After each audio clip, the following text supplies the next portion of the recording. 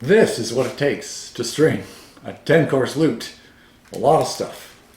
Today I'm going to talk a little bit about improving the sound. If you've used gut strings on your bass strings, you know they can be great, but they can also be out of tune. They're fairly expensive.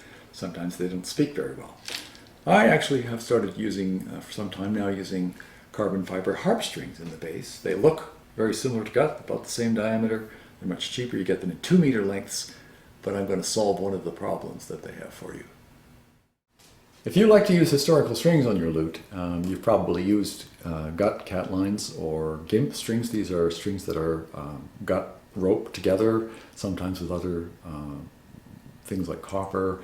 Eventually, in the 17th century, they started to use copper, putting it over the gut string, and those are the ancestors of the strings we use today on most Baroque lutes and guitars.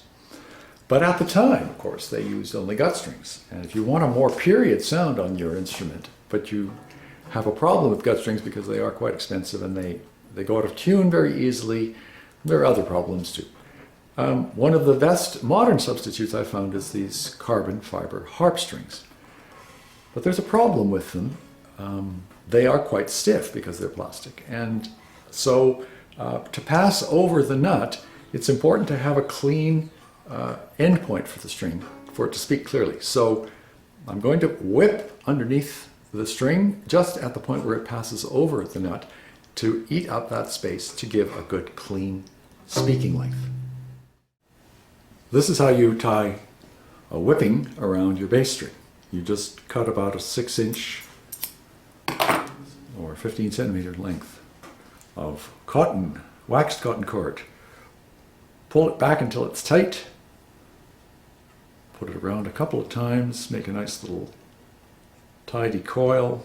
You are essentially filling the space underneath the string that is preventing it from speaking properly and causing inharmonicity. So then you just simply tie a double knot in the cord, pull it tight, make sure your coil is properly situated on the nut, and you'll be amazed to see that your string now vibrates with perfect clean sound.